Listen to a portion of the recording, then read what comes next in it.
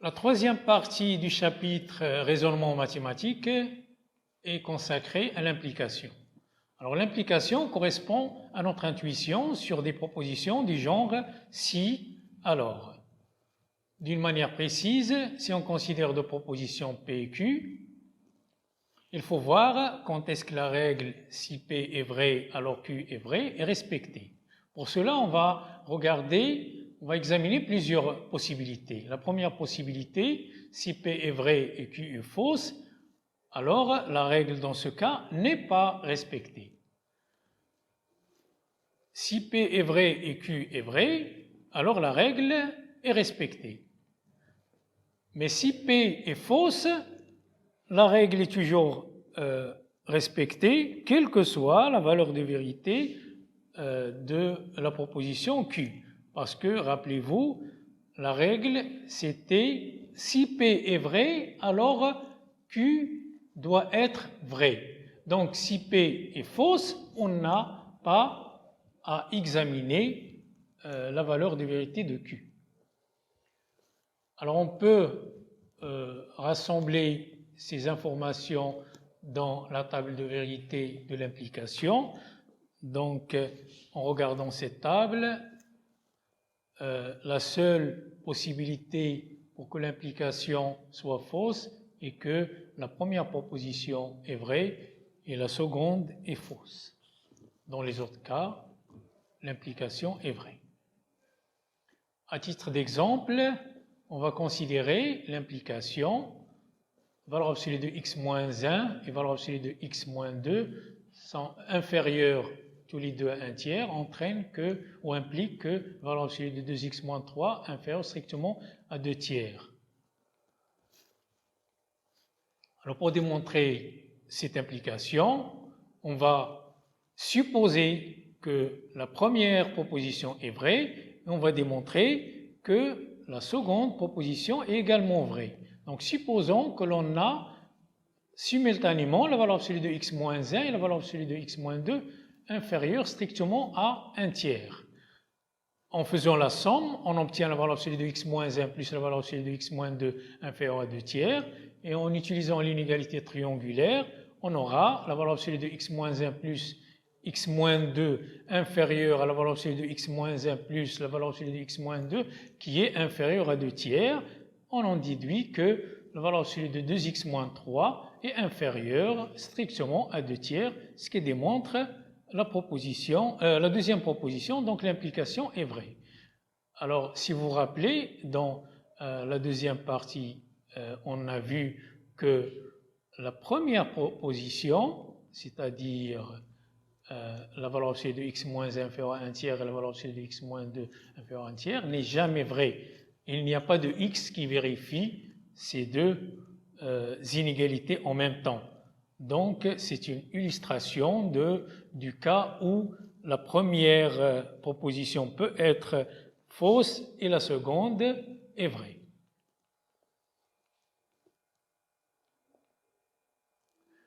Alors, si on part d'une implication, on peut définir sa réciproque en inversant les places des deux propositions.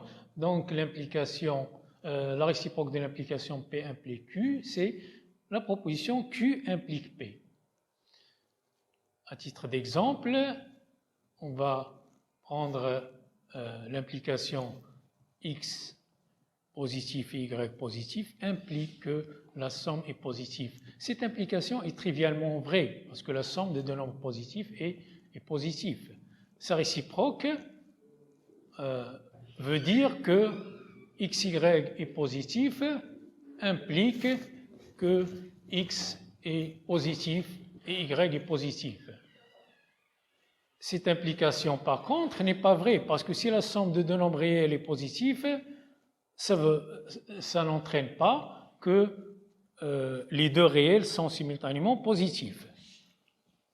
Donc la réciproque d'une implication vraie n'est pas toujours vraie. Pour s'assurer que l'implication R n'est pas vraie, on n'avait qu'à prendre x égale à 2 et y égale moins 1.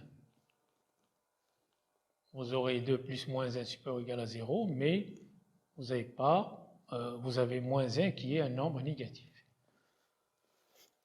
Alors, cette équivalence est très importante. Il permet d'avoir une relation entre l'implication et la disjonction. Donc, P implique Q, c'est équivalent à non P au Q. Dans certains livres, vous pouvez trouver la deuxième proposition, c'est-à-dire non P au Q, comme définition de l'implication. Mais si on adopte cette deuxième proposition comme définition, on perd un petit peu le sens intuitif de l'implication. Alors l'importance de cette équivalence réside dans le fait qu'on peut transformer certaines implications, déterminer leur négation. Par exemple, la négation de P implique Q, c'est équivalent à P et non Q. Alors, ceci découle de l'équivalence qu'on vient de voir et des lois de Morgan. Alors, si vous considérez la proposition quantifiée, quel que soit x appartienne à E, P de x implique Q de x, vous pouvez déterminer sa négation d'après ce qu'on a vu dans la deuxième partie. Le quel que soit x devient il existe x, et il faut mettre la négation de l'implication P de x implique Q de x, qui n'est autre que P de x et non Q de x. De manière intuitive, pour démontrer que la proposition quel que soit x appartienne à E, P de x implique Q de x est fausse, il faut trouver, ou il suffit de trouver un x dans E qui vérifie P de x, mais qui ne vérifie pas Q de x. Par exemple, la négation de la proposition quel que soit x, y appartienne à R, x carré plus x égale à y carré plus y implique que x égale à y, c'est la proposition il existe x, y qui appartiennent à R, tel que x carré plus x égale à y carré plus y, et x différent de y. Alors, une autre façon une autre implication qui est associée à l'implication P implique Q, c'est la contraposée. La contraposée de P implique Q, c'est la proposition non Q implique non P. Notez bien qu'on a échangé les places de P et Q. Une implication est équivalente à sa contraposée. Vous pouvez vous en assurer en utilisant une table de vérité comme la démonstration qu'on a faite pour les lois de Morgan. Alors, à l'aide de cette équivalence, on peut démontrer des implications en faisant appel à leur contraposé. C'est ce qu'on appelle le raisonnement par contraposé. Donc le raisonnement par contraposé repose sur la démonstration de la contraposée d'une implication à la place de l'implication elle-même.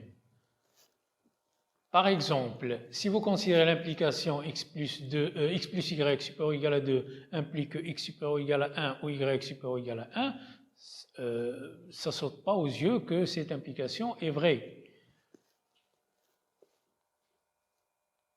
Mais si vous regardez sa contraposée, qui est x inférieur strictement à 1 et y inférieur à 1 entraîne que x plus y inférieur strictement à 2, c'est une implication qui est trivialement vraie. La somme de deux nombres strictement inférieurs à 1 est strictement inférieure à 2. Un autre exemple, considérant un entier naturel, on se propose de montrer que n au cube est pair implique que n est pair. Alors pour cela, on peut essayer de raisonner directement, c'est-à-dire on suppose que n au cube est pair. Alors n au cube égale 2k, donc n égale racine cubique de 2k, et là, on ne peut pas avancer parce qu'on sort même de l'ensemble n. Alors, on va essayer de démontrer l'implication par contraposé. Donc, on va supposer que n est impair, c'est-à-dire on va supposer la négation de la deuxième proposition, qui est n est pair, donc sa négation c'est n impair. On va démontrer que ça implique que n au cube est impair. Allons-y. Supposons que n est impair, ça se traduit en disant en écrivant n sous la forme 2h plus 1 avec h appartient à n, et en utilisant la formule de binôme de Newton, on obtient n au cube égale 2h à la puissance 3 plus 6 fois 2h au carré plus 6 fois 2h plus 1 qui est bien un nombre impair. Voilà, donc si n est impair, alors n3 est impair, et par contraposé, si n3 est pair, alors n est pair. Alors, une propriété fondamentale de l'implication, c'est la transitivité. Donc, si vous avez à la fois P implique Q et Q implique R, vous pouvez déduire que P implique R. Alors, une autre équivalence qui est très importante pour démontrer l'équivalence entre deux propositions. Alors, pour démontrer que P équivalent à Q, vous pouvez démontrer que P implique Q et Q implique P. Alors, si vous avez bien assimilé la notion de l'implication et de ses propriétés, vous pouvez répondre facilement à cette question. Quel que soit x appartienne à R, x strictement inférieur à y strictement inférieur à x, implique que x égale à y. Est-ce que cette proposition est vraie ou fausse? On va terminer cette partie par ce qu'on appelle le test de Rosen. On va considérer 4 cartes. Chaque carte possède une lettre d'un côté et un numéro de l'autre. Alors on veut voir la véracité de la règle suivante. Si une carte porte une voyelle d'un côté, alors il doit avoir un nombre pair de l'autre. Alors pour savoir si cette règle est vraie et juste, c'est-à-dire est respectée, on se demande quelles sont les cartes qu'on doit retourner.